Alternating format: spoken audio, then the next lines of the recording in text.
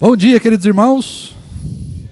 Que coisa boa podermos estar reunidos mais uma vez para podermos aproveitar da palavra de Deus, desfrutar daquilo que Deus tem para falar conosco, para nos ensinar. Isso é um privilégio, é um deleite para o nosso coração. Sabermos que Deus fala, mais do que Ele fala conosco. E Ele fala conosco de maneira conjunta, né? Todos juntos aqui, mas Ele também fala de maneira individual, porque Deus é tão maravilhoso, incrível e extraordinário, que Ele se preocupa com todos os aspectos da nossa vida, né? E isso é um deleite, é um privilégio muito grande. Se você pode, querido, eu quero convidar você para nós continuarmos a tratar do tema de parábolas. Nós estamos vendo, né, as parábolas de Jesus, e nós gostaríamos de trabalhar com os irmãos, de pensar com os irmãos e meditar juntos nessa manhã, num texto bastante conhecido de nós também, mas é uma parábola que ela é pouco explorada. Os irmãos vão perceber que ela não é aquela parábola do filho pródigo, por exemplo, né, que a gente conhece de cor já. Ela é uma parábola mais escondidinha, né, e aí a gente acaba não levando ela tão em consideração. Não tem muitas pregações sobre essa parábola, mas é essa que nós vamos olhar hoje. Tá? Eu queria convidar você, então, para abrir a sua Bíblia, se você puder, no Evangelho de Lucas. Evangelho de Lucas, capítulo de número 5. Lucas, capítulo 5, e nós vamos ler hoje dos textos dos versículos 27 até o versículo de número 39. Lucas 5, 27 até o 39, nós leremos na bela voz de Narciso Brown Henrique Podolak. Espero que eu tenha falado o nome certo. Narciso Henrique, não é isso? O Brown é por último. É muito, um mês de férias faz isso que a gente esquece até o nome dos amigos. Lucas 5, 27 a 39. Narciso, você lê lá para a gente, depois nós vamos orar. E aí, irmãos, nós vamos passando esse texto verso a verso para a gente poder caminhar nele, entender por que Jesus propôs essa parábola e como entendê-la. Hoje nós estamos sem a transmissão, então eu quero aproveitar também para a gente poder... O quê? Voltamos? Ah, que maravilha. Mas então, do mesmo jeito nós vamos aproveitar, porque eu quero fazer algumas perguntas para os irmãos. Quero bastante participação, né, nessa aula, para a gente poder entender algumas coisas que são bastante importantes. Tá certo? Então, Narciso, lê lá para a gente primeiro, depois a gente passa verso a verso. E diz assim a palavra de Deus, no Evangelho segundo Lucas, capítulo 5, a partir do versículo 27 até o versículo 39.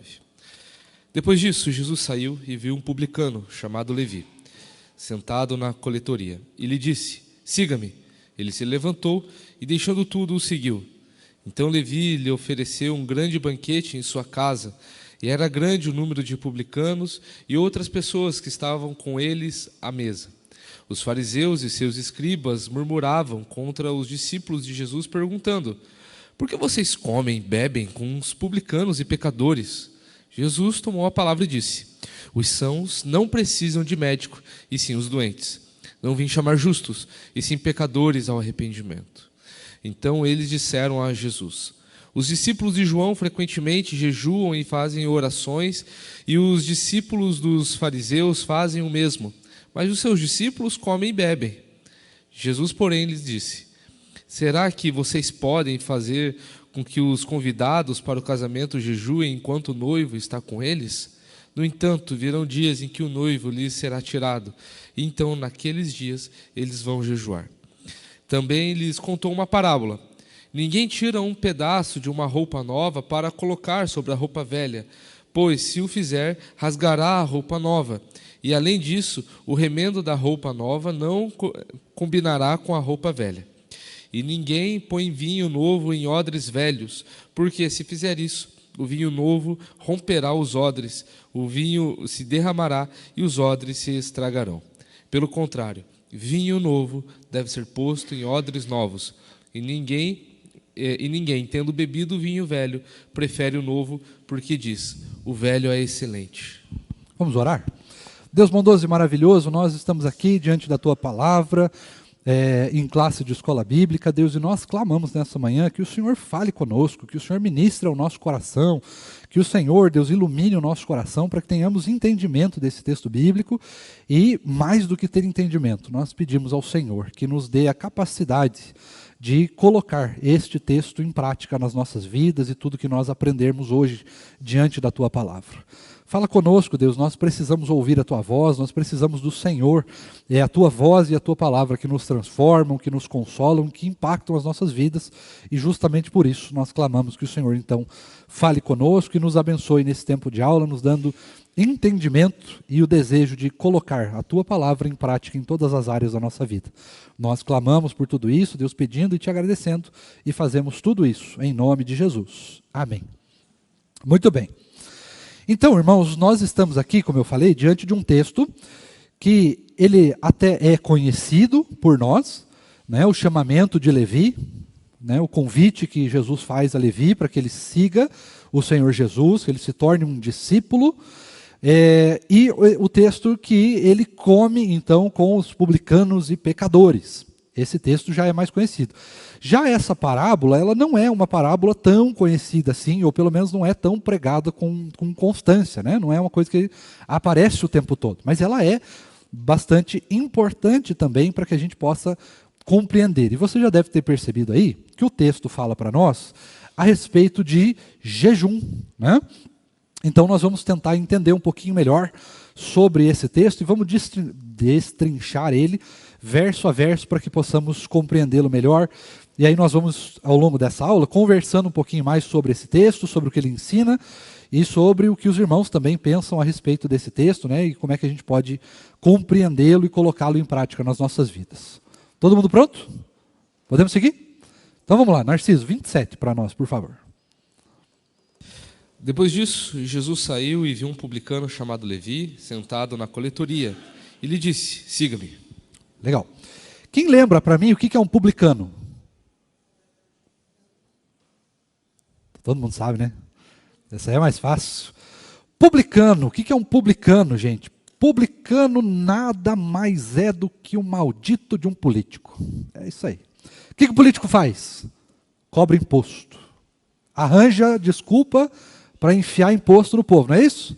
Publicano é isso aí. Só que diferente dos políticos, hoje o sistema está mais moderno, tem mais hastes, né? Tem mais, ele inchou, né? Ficou maior. Então nós temos os políticos que fazem as leis, né? E nós temos, isso para nós hoje, né? Quem seriam os publicanos hoje? Vamos ver quem acerta. Não vou responder não. Quem que acerta? Quem seriam os publicanos hoje? Vamos lá. Ó, hã? O Lula é o chefe. Não é não. Não é, acredita, ele não é não. Mas ó, para ajudar os irmãos. A logotipo é um leão. Receita Federal. Tá? Os publicanos hoje, nós teríamos eles como os nossos auditores ou fiscais da Receita Federal. Tá? Estes seriam conhecidos, se Jesus estivesse no nosso tempo hoje, estes seriam então os publicanos. O que o publicano fazia? Ele passava, lembra que ele era uma pessoa do Império Romano, a serviço do Império, e ele passava basicamente de casa em casa, de comércio em comércio, cobrando os impostos, que eram devidos mês a mês. A maioria deles era judeus, né? Estava a serviço do povo. Então, por que eles eram odiados? Não é porque eles eram cidadãos romanos. Porque o cidadão romano, você assim, odeia por odiar, porque você está escravo de um povo. Lógico, você vai odiar aquele povo. Né? Você não vai amar os seus colonizadores, vamos chamar assim. Né? Então você não vai gostar deles, já é natural. Agora, o que é pior? O teu próprio povo virar a casaca, vamos chamar assim, e cobrar imposto a serviço do teu escravizador para você, ou de você. Isso daí é difícil. Isso daí é difícil. Né? Então, é um negócio bastante complicado. E por isso, eles eram odiados. Né? Muito odiados pelo povo. Porém, entretanto, todavia, nós não estamos falando do povo, nós estamos falando de Cristo. E aí, irmãos, nós estamos diante do Rei da Glória, nós estamos diante do Senhor dos Senhores, nós estamos diante do Rei da Graça e daquele que ministra sobre as nossas vidas o seu perdão. E Jesus, ele então faz uma coisa que é assim, no mínimo, perturbadora. Ele chega para esse publicano chamado Levi, e ele então chama este publicano para ser um discípulo. E isso é desconcertante, isso é uma situação assim, bastante desafiadora para o povo entender. E é claro que isso levanta suspeita das pessoas, isso levanta até mesmo um ódio contra o Senhor Jesus. Poxa, como que Jesus, sendo ele judeu, fazendo as coisas que ele estava fazendo, fazendo os milagres, sendo quem ele era, vai chamar justamente um publicano, a pessoa que a gente mais odeia? Não faz sentido, né?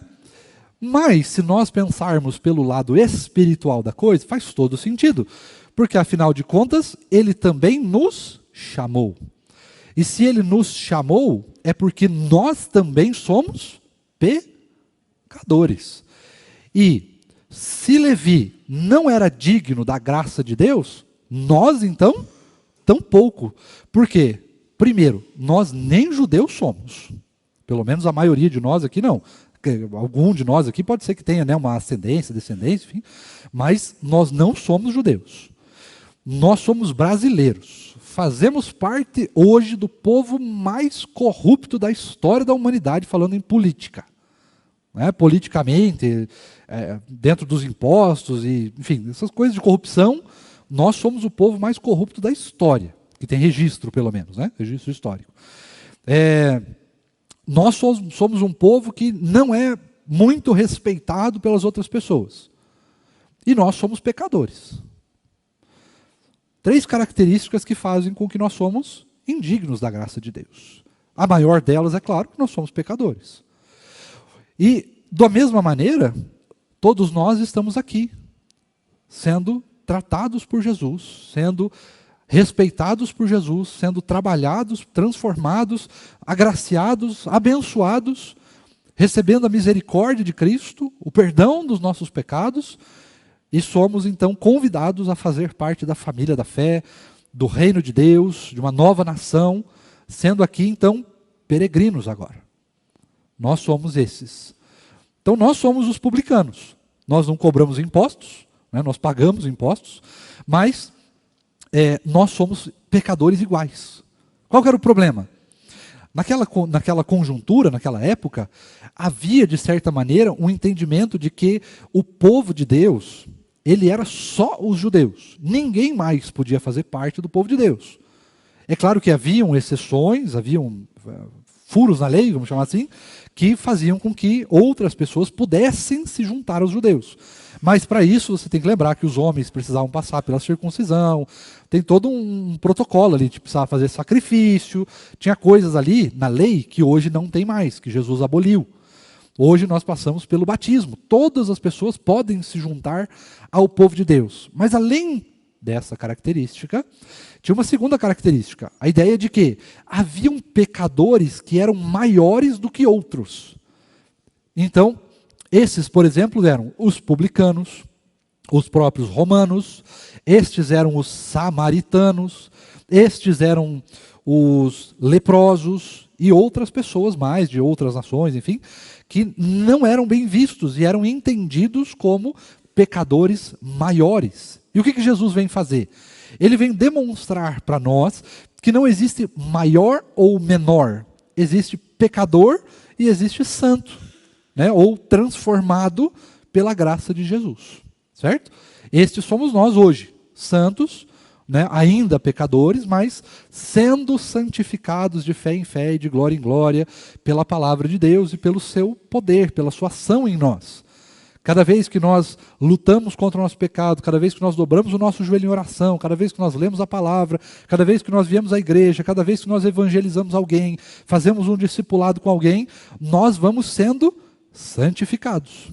Vamos nos aproximando de Jesus e assim vamos sendo transformados. Né? Nós nos tornamos menos pecadores? Com certeza não. Porque a ideia não é que nós fazemos pecado, lembra disso? Nós não fazemos pecado, nós somos pecadores. Então o que Jesus faz é ir transformando a nossa natureza de ser pecador para ser santo. Certo? E isso vai acontecendo, mas essa obra, ela é incompleta nesta vida. Ela só será finalizada, completada e consumada plenamente quando nós recebermos o nosso novo corpo, a nossa nova vida na Nova Jerusalém Celestial.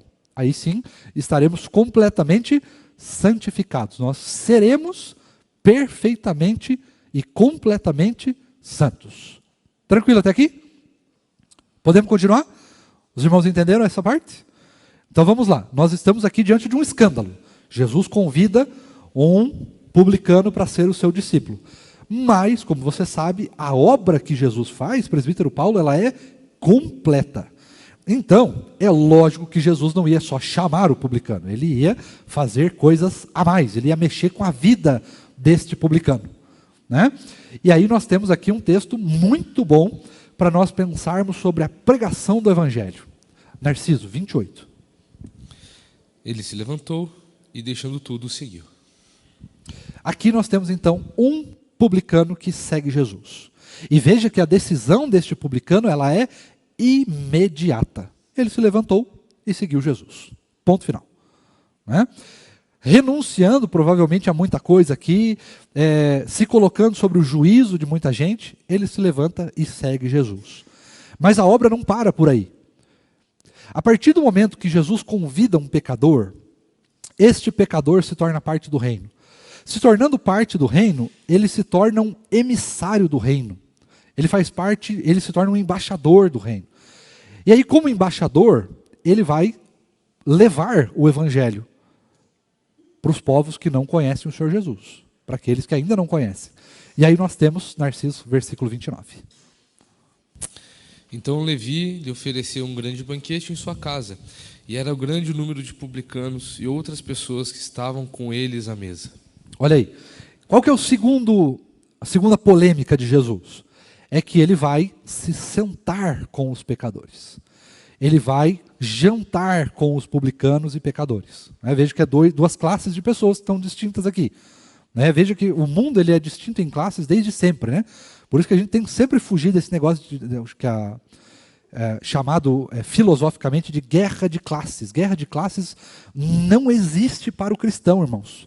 Porque Jesus ele destrói completamente classe. Para Jesus só existe uma classe, pecador. Para Deus é só essa classe que existe, pecador. Todos nós somos pecadores. Não, mas eu sou rico. Não interessa. Ah, mas eu sou pobre. Não, mas eu sou mais cheiroso, eu sou mais bonito, eu sou mais isso, mais aquilo. Para Jesus não importa. O que importa para Jesus é que todos nós somos pecadores. Romanos capítulo 3, versículo 23, porque todos pecaram e estão igualmente carentes da graça de Deus. Essa é a única classe que existe. Pessoas carentes da graça de Deus. Então, por exemplo, nós podíamos fazer uma distinção de classe aqui, fazer assim, existem os pecadores e existe a igreja. Nem essa classe existe. Todos nós somos pecadores. A diferença é que nós conhecemos a graça de Jesus. Isso não muda o nosso fato de sermos pecadores. Isso muda o fato que nós seremos salvos. Mas não muda a classe que nós pertencemos. A classe é a mesma. Então, para nós, é indistinto essa ideia de classes. Mas para as pessoas não é. Para as pessoas, as classes são importantes. Então, Jesus estava sentado com duas classes. Um judeu, sentado com os publicanos, que eram odiados, e com pecadores. O que é pecadores aqui? O texto não fala para nós. Mas aqui podem ser oficiais romanos, podem ser cidadãos romanos, podem ser pessoas que não eram do povo judeu, tá, em geral, e eram chamados de pecadores, os famosos gentios. Tá? Pecadores. Jesus se sentou com os pecadores. A questão aqui que não foi entendida por eles é que onde Jesus estava, ele estava com pecadores. Ponto final. Né? Só que eles fazem essa distinção de classes, que nós não podemos fazer. Tá? Sempre que levantar essa ideia de classe, de esquerda, direita, cima, baixo, centro, profundo, liberal, negro, branco, índio, amarelo, isso não existe para nós. Não existe para o crente. O crente não vê divisão de classe. Ele só vê pessoas que são carentes da graça de Deus. Só isso que nós vemos. Tá? Qualquer outra coisa não é coisa de crente. Lembre-se muito disso, lembre-se claramente sempre disso. Tá? Agora, Jesus então se senta com os pecadores. Está lá sentado com os publicanos. O que Jesus estava fazendo? Agora eu estou devolvendo a pergunta para vocês. O que Jesus estava fazendo ao nosso contexto aqui, à luz daquilo que nós sabemos do Evangelho? O que ele estava fazendo lá? Vamos lá. Pregando o Evangelho. O que Jesus vai fazer no meio de pecadores? Pregar o Evangelho. O que nós vamos fazer no meio de pecadores? Pregar o Evangelho. Nós, pecadores, como somos, falhos como somos, conhecedores da graça de Cristo, salvos, vamos levar o conhecimento das boas novas, da graça de Deus, que existe libertação do pecado. Qual é a libertação do pecado? Uma vida junto de Jesus. Perfeitamente. Então Jesus está lá sentado com os pecadores, e aí nós vamos ver que agora vai vir um questionamento para Jesus. Você não pode sentar com os pecadores e achar que vai estar tudo bem, né? Então, Jesus agora vai ser questionado por algumas pessoas que estavam lá. Né? E aí nós vamos entender qual é esse questionamento e como é que Jesus vai responder a isso. Narciso, 30. Os fariseus e seus escribas murmuravam contra os discípulos de Jesus, perguntando: por que vocês comem e bebem com os publicanos e pecadores? Olha aqui. Aqui nós temos um texto muito interessante. Eles não estavam bradando em alta voz. Eles não chegavam lá: ô Jesus, ô mano, tá comendo aí com os pecadores, velho? Não chegava assim. Era aquele negócio que você olhava, aquele olho torto, sabe aquela olhadinha torta, né? Aquele olhar, aquela cara de, o que esse cara está fazendo ali? É um negócio assim, né? Então, murmurando, falando nos cantinhos, cochichando, né? E aí Jesus então vê. Por que que Jesus estava comendo com os pecadores e publicanos? E aí eu devolvo essa pergunta para você, querido. Você já entendeu que Jesus está pregando o Evangelho. Só que aqui eu quero trazer uma pergunta um pouquinho mais profunda para nós pensarmos. E aqui eu queria que você fizesse uma distinção, né? Porque a gente precisa fazer essa distinção. Existe comer com os pecadores e existe comer com os pecadores. São duas características. Quando nós temos esse texto, nós vemos que Jesus está lá comendo com os pecadores. O que é que significa isso para nós hoje? O que significa comer com os pecadores? Por quê? Vamos pensar bem aqui. Nós podemos comer com os pecadores? Nós devemos comer com os pecadores. E, se nós pensarmos bem, hoje, por exemplo, tem o almoço da comunhão, presbítero Paulo.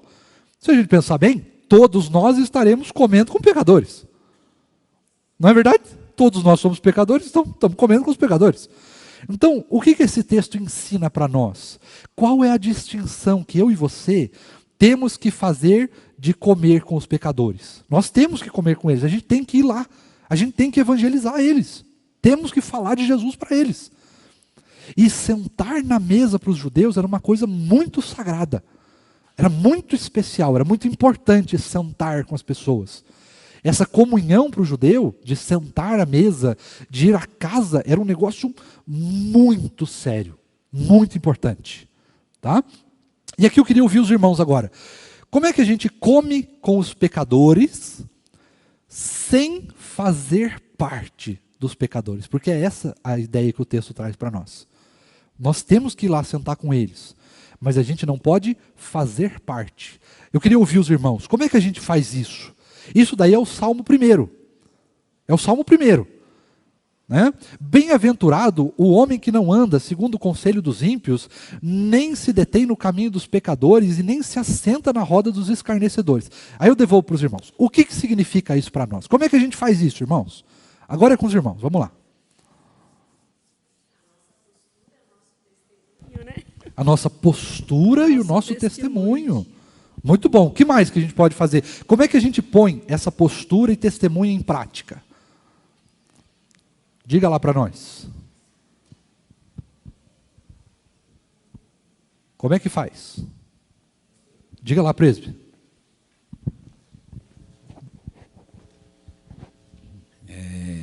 É interessante, na verdade, nesse sentido aqui, né? Uhum. Porque eu entendo que aqui foi uma oportunidade, né, que aconteceu, e Jesus já tinha preparado esse momento para estar ali podendo pregar e falar da palavra para esses homens. Isso. Certo? Uhum. O que nós precisamos entender é que quando o pastor fala nós podemos comer com pecadores, é não colocar isso em prática todo final de semana, estar com os pecadores. Aí entra o Salmo primeiro, realmente, né? Que nós não devemos viver.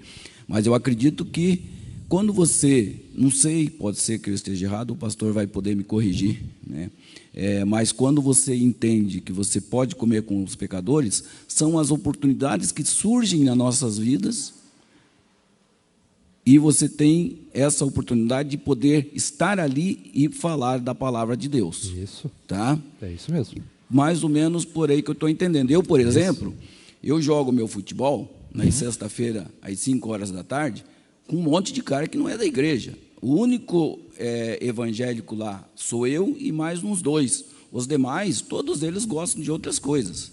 Mas eu não deixo de estar lá e sempre que eu tenho oportunidade, eu falo de Jesus para essas pessoas, né? Então, eu entendo que é mais ou menos nessa linha, nesse sentido. Me corrija se eu estiver errado, pastor. É isso mesmo. Então, veja, a ideia é que nós, irmãos, precisamos, de fato, pregar o evangelho. O que a gente não pode fazer? Participar do pecado. É isso que nós não podemos fazer. É assim que nós vamos pôr o nosso testemunho em prática. Nós cremos em Jesus, vamos nos sentar com os pecadores. Eventualmente, vão aparecer oportunidades de nós pregarmos o evangelho, mas também oportunidades de nós cometermos os mesmos pecados que eles cometem. Então, o presbítero Paulo citou, por exemplo, o futebol. Então, no futebol, você pode trazer um exemplo, né? O povo lá, enfia lá sem querer a canela no joelho do outro lá, e aí o que a primeira coisa que nós vamos fazer? Vamos descer-lhe o sarrafo no moleque. É aí que nós vamos ter a oportunidade de pôr o nosso testemunho em prática, não é verdade? Então, lógico, esse é um exemplo, né? Mas, por exemplo, a gente pode sentar com um político, e nós vamos pregar o evangelho para o político, e o político, eventualmente, se nós somos um empresário, o político pode falar, olha, escuta, tem uma oportunidade aqui, ó, fazer um contrato aqui, eu e você. Você pega um tanto, eu pego um tanto, nós pegamos um tanto e fazemos aqui um racha aqui. Não, eu não participo. Eu sou crente. E isso pode acontecer com diversas áreas da nossa vida. E esta é justamente a ideia. Nós estamos com os pecadores, mas nós não podemos participar do que os pecadores fazem. Certo? Isso é comer com os pecadores. E é justamente essa ideia que muita gente tem, de você ir lá, comer com eles não é um problema, porque comer com eles é gerar comunhão, é gerar empatia, compaixão, é estarmos juntos com eles, ministrando a palavra. E para ministrar a palavra a gente tem que ir lá, nem sempre eles vão vir aqui primeiro. A gente precisa ir lá, a gente precisa, no nosso trabalho, escola, universidade, futebol, no shopping, com os Ubers que a gente pega por aí, nós precisamos estar com eles. O que nós não podemos fazer? Comer com eles, no sentido de participar do pecado deles. Tá? Então o que Jesus estava fazendo era justamente isso, ele estava indo até eles, e lá ele pregava o evangelho, mas ele não estava participando. Mas para o judeu, só o fato de você estar na mesa já era, porque o Salmo primeiro era interpretado de maneira literal. Não se assente na roda dos escarnecedores, mas nós bem entendemos esse texto. Não é no sentido de você não ir lá e sentar à mesa, é no sentido de participar do pecado. Deu para entender, irmãos? Fácil? Tranquilo até aqui? Hein, Rev? Diga. E também o sentar à mesa tem um sentido assim que transcende, que é o sentido de comunhão. Isso. Né? A ceia do Senhor, que nem a gente fez hoje aqui, né? Isso. Foi o assentar à mesa, quando Jesus também instituiu isso. Então, tem muito a ver com comunhão, com comunidade, assim, algo que se faz em comum. Só que Jesus estava trazendo, estava redimindo aquilo para aqueles homens que eram tratados como sem esperança, que não tinham salvação na cabeça dos fariseus e dos escribas. E Jesus, né, na sequência a gente vai ver isso, Jesus ele fala o porquê que ele está lá, né? Então Jesus ele estava trazendo redenção para que aqueles homens agora tivessem de fato uma comunhão de verdade, uma comunhão com ele. Né? Então, assim, não era o sentido de escárnio, como diz o Salmo 1 lá. Porque o bem-aventurado do Salmo 1 é o próprio Jesus. É ele que enfloresce, é ele que está à beira do rio lá e florescendo, né? Como diz a continuidade do Salmo 1. Então, aquele salmo fala de Jesus, e Jesus estava compartilhando isso no sentar à mesa, que é assim, dentro da cultura judaica, até hoje é um sentido de extrema entrega e de extrema intimidade ali com pessoas que compartilham agora da mesma fé, daquilo que de fato acredita. E o que estava sendo crido ali não era escárnio, não era pecado, era redenção, o Redentor redimindo. Era isso que estava sendo compartilhado ali na mesa. Exatamente. Então vamos ver agora qual que foi, diante desse questionamento, dessa situação toda, como é que Jesus, então, vai responder isso no versículo 31. Jesus tomou a palavra e disse: os sãos não precisam de médico, e sim os doentes. Não, só até aí, né? Só até aí. Tá. Então, qual que é a resposta de Jesus? É justamente a resposta que o povo judeu estava ignorando. Os sãos não precisam de médico, ou seja, eu vou sentar com quem precisa de mim. Eu vou me relacionar com quem precisa de mim. Quem que precisa de Jesus? Todos nós, os pecadores. Quem são os pecadores? Todos nós. Então, todos nós precisamos que Jesus se sente à nossa mesa, ou seja, participe da nossa vida, do nosso flagelo que é o pecado. E participando do nosso flagelo que é o pecado, ele vai transformar este flagelo em arrependimento e então em graça, ministrando a sua graça nas nossas vidas, sendo misericordioso. Ele não vai participar do nosso pecado, mas ele vem para nos tirar da situação de pecado. E para isso ele foi, já nos ensinando que nós também temos que ir até os outros para pregar o evangelho. Nós pregamos o evangelho aqui na igreja, uns para os outros, mas isso é apenas uma escola. Então nós pregamos uns para os outros para que todos nós sejamos capacitados para lá fora podermos pregar o evangelho a todos aqueles que aparecem no nosso caminho. Claro, com sabedoria, com inteligência, com discernimento, com estratégias, claro. Nós vamos orar para que Deus nos dê oportunidade. Não sai pregando o evangelho à torta e à direita como se nada tivesse acontecendo. Né? É preciso ter uma estratégia, é preciso ter um plano, é preciso ter uma oportunidade. Mas nós estamos sempre atrás dessa oportunidade. Nós vemos um fiozinho assim que dá para puxar, a gente vai lá e puxa o fiozinho e vamos plantando a semente do evangelho onde quer que nós estejamos. Né? E isso vale para fala, como nós vimos, né? O pastor Tiago pregou sobre isso recentemente. Nós precisamos falar do evangelho. O evangelho precisa ser proclamado, ele tem que ser falado, ensinado, verbalizado. Tá? Mas a verbalização também precisa ser acompanhada de testemunho, de prática. Não adianta a gente dizer, olha, você precisa de Jesus, e logo depois a gente está pecando. Né? Não é assim que funciona. Então nós vamos acompanhados dessas duas práticas. Nós vamos falar do evangelho e nós vamos vivendo o evangelho enquanto nós estamos falando do evangelho. Então, os sãos não precisam de médico. Quem que precisa de médico? Quem precisa de Jesus? Quem está doente. E qual que é a doença aqui? A doença é o pecado. Tá certo? Todo mundo entendeu? Podemos seguir? Versículo 32. Não vim chamar justos e sim pecadores ao arrependimento. Olha aí. Então Jesus traz aqui uma característica bem legal. Esse texto é interessante. Porque ele fala assim, não vim chamar justos. Aí eu pergunto, quem é justo? Ninguém. Ou seja, eu não vim chamar justos, por quê? Porque não tem justo. Não existe nenhum justo. O justo sou eu. Né? Eu sou o justo. Então o que ele veio chamar? Pecadores. Ou seja, todos nós somos chamados a Jesus. Ah, pastor, mas nem todo mundo aceita, nem todo mundo recebe Jesus, nem todo mundo se rende ao Evangelho. Sim, é verdade. Nós bem sabemos o porquê. Né? Aí, cada denominação evangélica vai tratar aí da sua explicação para isso. Uns vão dizer que alguns, eles não vêm a Jesus porque eles não aceitam Jesus. Outros vão dizer porque eles não são eleitos, como nós, por exemplo. Né? E aí, cada um vai tratar aí da sua teologia, da sua forma de pensar. Mas a questão é, algumas pessoas realmente não vêm a Jesus. Mas Jesus veio para todas elas. Tá? Jesus tem o desejo de vir para todas elas. Porque Deus amou o mundo de tal maneira que deu seu Filho unigênito para, aí uma distinção, todo aquele que nele crer. Beleza? Então nós temos essa distinção. Quem crer em Jesus será salvo. Quem não crer em Jesus não será salvo. Tá?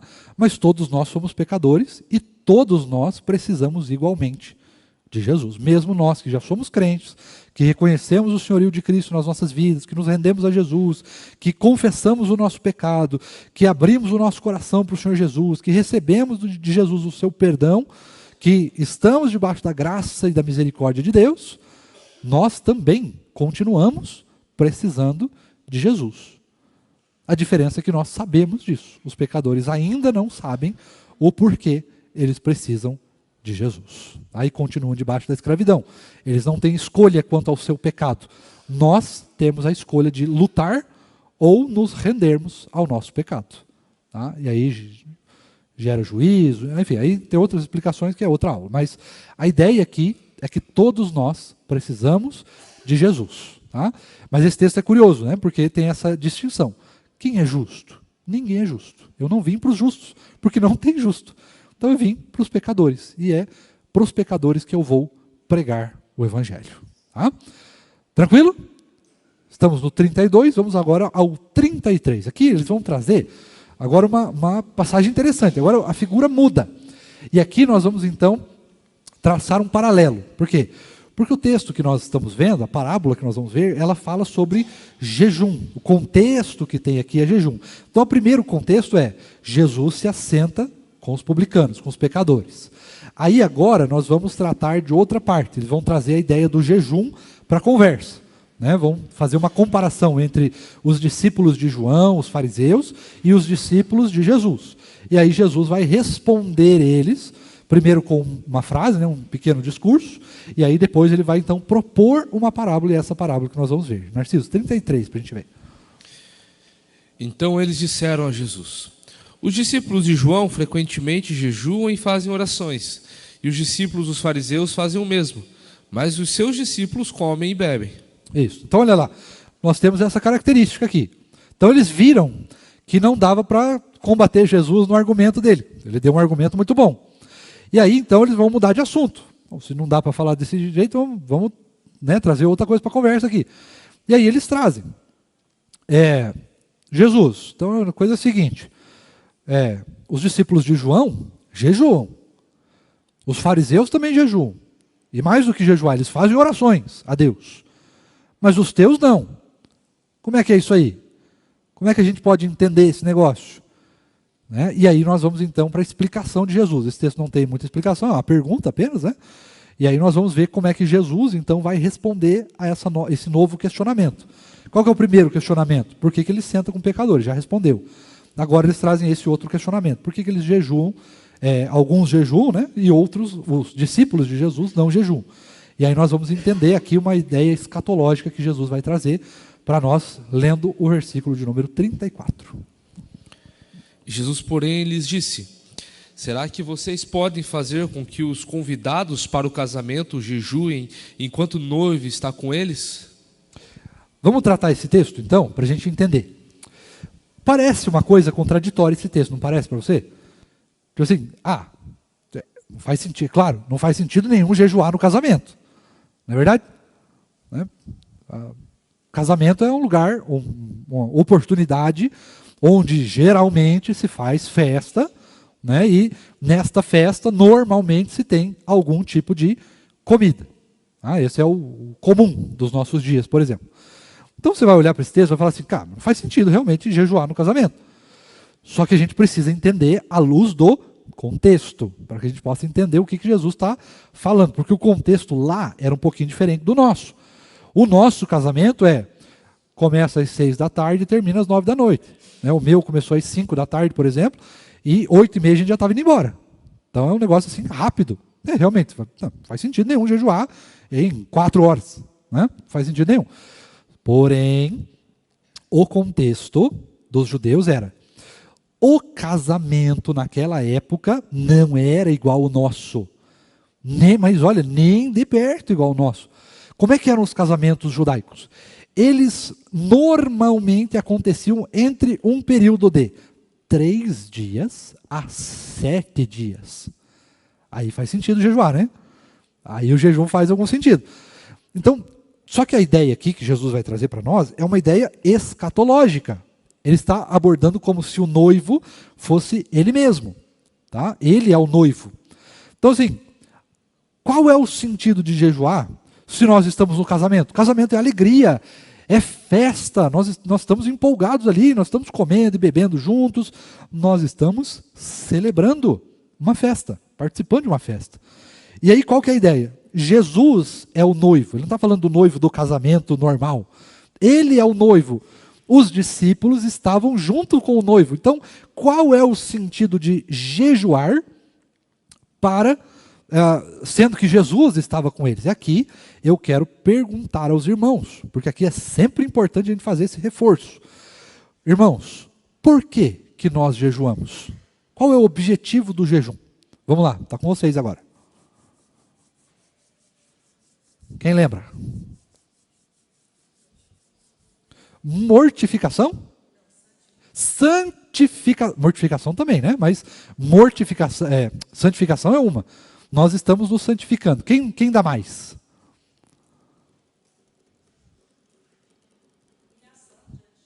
Humilhação diante de Deus é outra. Que mais?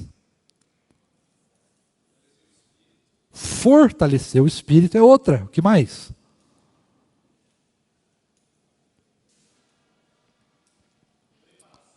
Preparação para alguma coisa, pode ser também, né? A gente tem no Antigo Testamento, por exemplo, a rainha Esther jejuando e pedindo para que o povo jejue junto com ela para que ela tenha uma audiência com o rei. Preparação, tá certo? É uma das opções. Tem uma outra opção que a gente raramente usa, que é em estado de guerra. Tá? Quando nós estamos em guerra, nós jejuamos. O que mais? A mais importante de todas, que é exatamente o que Jesus está dizendo aqui. Para nos aproximarmos de Deus. E essa é uma característica que a gente raramente usa no jejum. Para que eu vou jejuar? Muitas vezes a gente faz o jejum errado, né? Para conseguir alguma coisa. Mas o jejum, ele tem o objetivo, esses objetivos que nós falamos aqui, claro, mas ele também, o principal objetivo do jejum, termos um tempo onde nós vamos nos dedicar para nos aproximarmos de Jesus. E aí qual que é a ideia aqui? Irmãos, como é que os discípulos iam se aproximar de Jesus se Jesus estava do lado deles? Não faz o menor sentido. Realmente, não faz sentido algum. Né? E aí então nós temos essa ideia. Jesus trata, de maneira aqui escatológica, né? Hoje o noivo está aqui. Então, como que você vai jejuar se eu estou aqui? Como é que você vai se aproximar mais de mim se eu estou aqui em carne e osso? Não faz sentido, né? É só chegar aqui, eu estou aqui. Agora, quando eu me for, e aí Narciso, por gentileza, versículo 35. No entanto, virão dias em que o noivo lhe será tirado. Então, naqueles dias, eles vão jejuar. Isso. Por que eles vão jejuar naqueles dias que o noivo não está? Porque eles vão querer se aproximar de Jesus, vão querer se aproximar do noivo, mas o noivo não está. Então faz todo sentido. Aqui é uma ideia de preparação para a festa, né? O noivo não estando, nós precisamos nos preparar para a festa, né? No contexto local ali da ideia do que Jesus está trazendo, né? Mas no contexto escatológico é exatamente essa. Nós estamos esperando a volta de Jesus. E frequentemente nós precisamos nos reaproximar de Cristo. Nós precisamos buscar o Senhor, buscar o auxílio de Deus, buscar a vontade de Deus para as nossas vidas. Então, para buscar isso, a gente precisa se aproximar de Jesus. E uma das formas que nós temos de nos aproximarmos de Jesus é fazendo um jejum. Tranquilo até aqui? Ficou fácil? Bom, agora, então, Jesus vai propor a parábola que nos cabe estudar nessa aula. Mas para estudar essa parábola, a gente precisava entender todo esse contexto. Senão, só ler a parábola, a gente vai interpretá-la de várias maneiras. E aí não faz sentido a gente só olhar para ela, né? Senão eu teria que fazer todo o contexto e tal. Então é mais fácil a gente já olhar o contexto, e aí agora nós vamos chegar então na parábola que Jesus trata para nós, né? Que ele vai trazer para nós agora para responder. Então a resposta de Jesus está no versículo 34 e 35.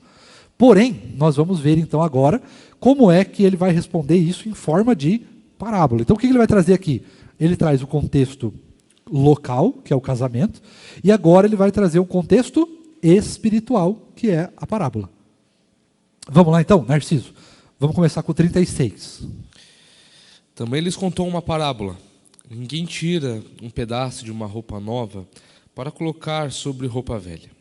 Pois se o fizer, rasgará a roupa nova, e além disso, o remendo da roupa nova não combinará com a roupa velha. Isso, muito bem. Então vamos lá, irmãos. Agora eu quero a participação dos irmãos para ver se a gente está na mesma sintonia, né? E vamos ver o que os irmãos também pensam sobre essa parábola.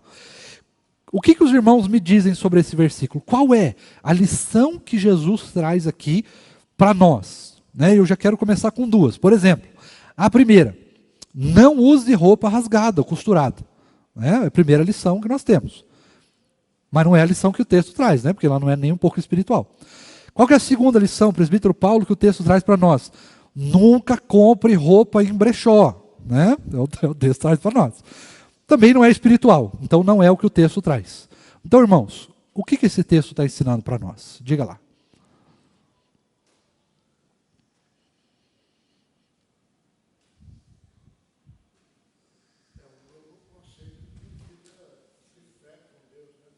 Novo conceito. Aham. Isso. Porque ele querer ajustar o conceito real da fé em Deus com o conceito religioso da época dele, que era algo velho. Não é? Boa. Ele tinha conceito novo com ensinamento novo. Muito bom. Quem mais pode falar um pouco mais sobre esse texto para nós? Diga lá, preso Paulo.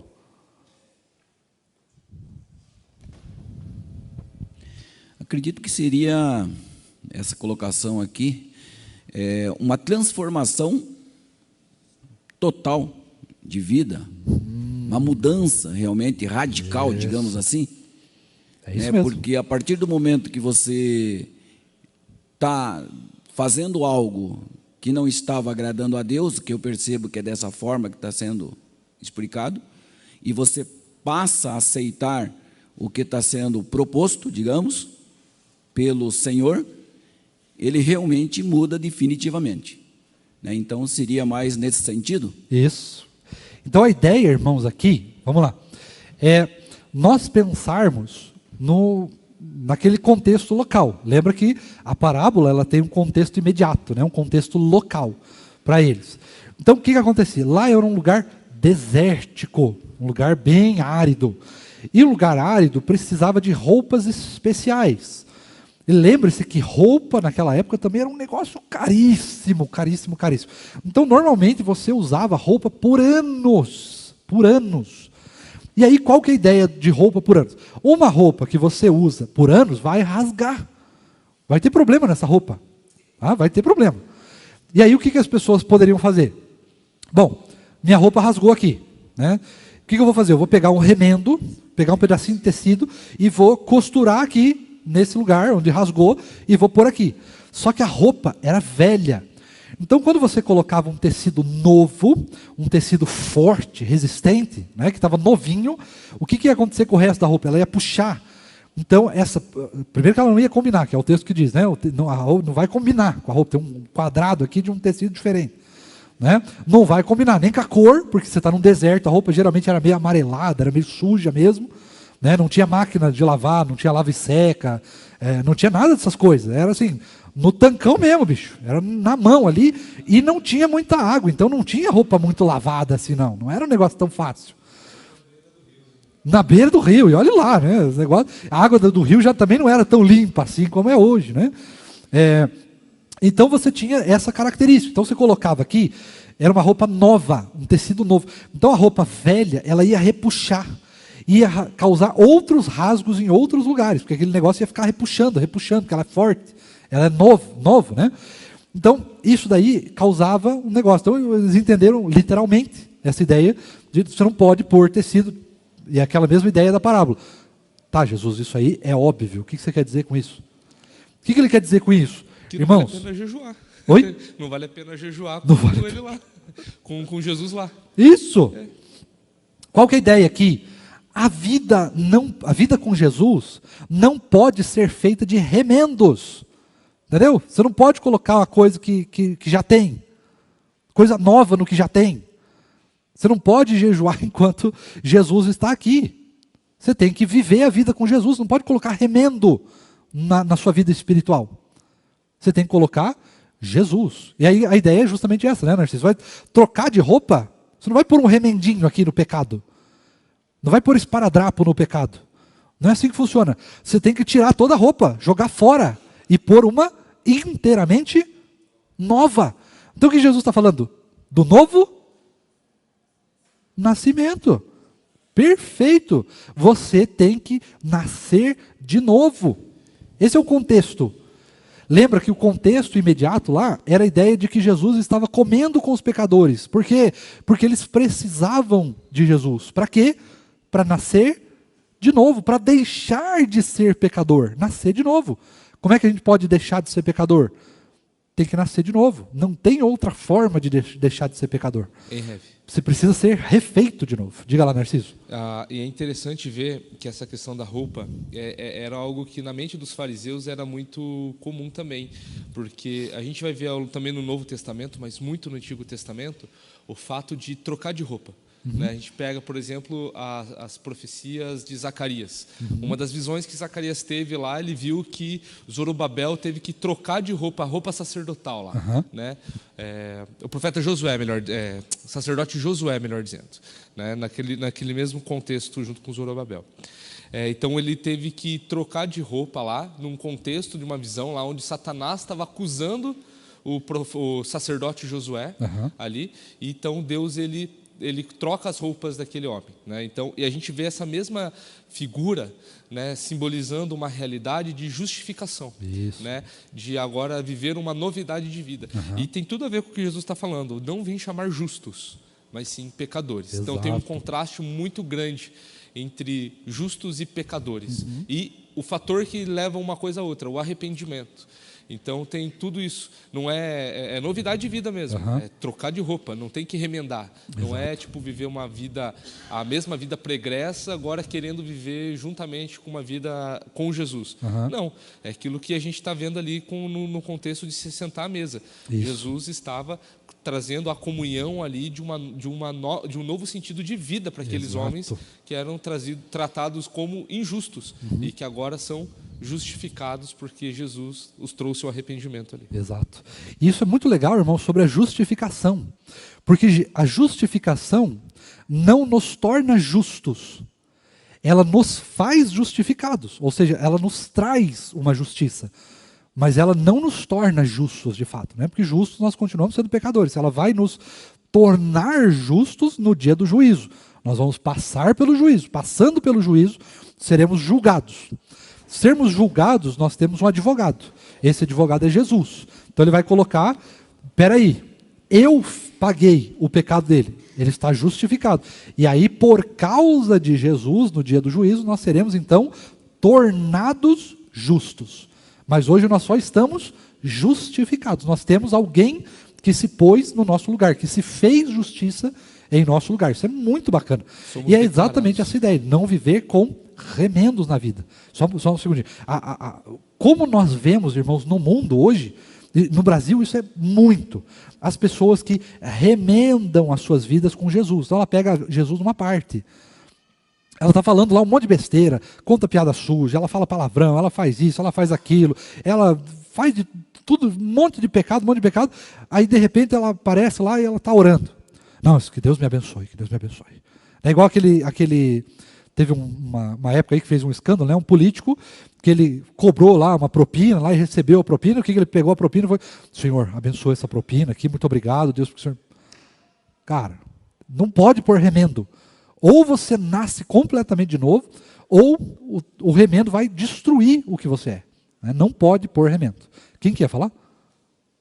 Os declarados justos, né? Isso. Somos declarados. Colocados como justos. Né? Exatamente. Mas ainda não somos justos de fato. Né? Isso é muito interessante. Mas vamos continuar lá para a gente terminar o texto? Leia lá para nós, versículo 37. E ninguém põe vinho novo em odres velhos, porque se fizer isso, o vinho novo romperá os odres, o vinho se derramará e os odres se estragarão. Você pode ler até o final já, Narciso? Aí a gente já finaliza. Pelo contrário, vinho novo deve ser posto em odres novos. E ninguém, tendo bebido vinho velho, prefere o novo, porque diz: o velho é excelente. Isso. Então vamos lá. Aqui, irmãos, nós temos a mesma lição, né? Só colocando em dois aspectos diferentes. Ele trata a roupa, que era importante. Lembre-se, roupa durava muito tempo, ela precisava, era um negócio importante na vida das pessoas. Tá? Muito mais do que é hoje. Muitas pessoas passavam muito tempo, muitos anos, com apenas uma roupa. Tá? Lembre-se disso, quando você olhar esse texto. E aí nós temos agora a ideia do vinho colocado num odre. Quem lembra para mim o que é um odre? Alguém lembra? Não vale o Narciso, porque o Narciso sabe. Isso, era tipo de uma bolsa de couro. Tá? E essa bolsa de couro, ela guardava vinho. Era um negócio, eu não vou saber explicar. Talvez a gente possa pensar numa imagem, Narciso, eu não ia conseguir encontrar, mas podemos pensar uma imagem. Assim, era um couro curtido, e aí ele se transformava tipo de uma bolsinha, e aquilo ali você guardava azeite, e poderia guardar também água, e poderia guardar vinho. Era usado para transportar vinho. Tá? Ainda não tinha muito claramente a ideia do barril que nós temos hoje. Mas então era transportado nesses odres, nessas bolsinhas de couro, tá certo? E aí, o que nós temos aqui? A mesma ideia. Se você pegar um odre velho, é um couro já envelhecido. Se você... Laceado, exatamente. Então ele já está ali, né, bem laceadinho. O que acontece? Como que funcionava a fabricação de vinho? A gente já está terminando, tá, irmãos? Estou ouvindo as crianças, quer dizer que as aulas já acabaram. Quando você pegava um vinho novo, esse vinho era diferente do que a fabricação era diferente do que é hoje. Então esse vinho novo era um vinho extremamente forte, ele era bem ácido. Então se você pegasse um couro já laceadinho e jogasse esse vinho, esse odre se partiria. O que aconteceria no meio do caminho? Calor, no meio do deserto, você está levando aquele troço, né, aquela bolsa de couro, sol batendo, vinho novo, rasgando aquele negócio, acidando aquele negócio. Ele ia rasgar e ia perder a bolsa de couro, que era caro, não era barato, e ia perder todo o vinho, porque o vinho ia se derramar no meio do chão. Né? Então, perderia. Qual que é a ideia? A ideia aqui é a mesma. Nós não podemos pôr remendo. A gente não pode usar coisa nova numa coisa velha. Você tem que usar coisa nova na coisa nova. E coisa velha na coisa velha. Né? Então é isso que o texto explica para nós. Nós precisamos nascer de novo. Tá certo? Alguma pergunta, irmãos? Algum comentário que os irmãos queiram fazer? Tem tempo hoje, nós estamos no almoço da comunhão, fique à vontade. O que vocês dois estão cochichando aí?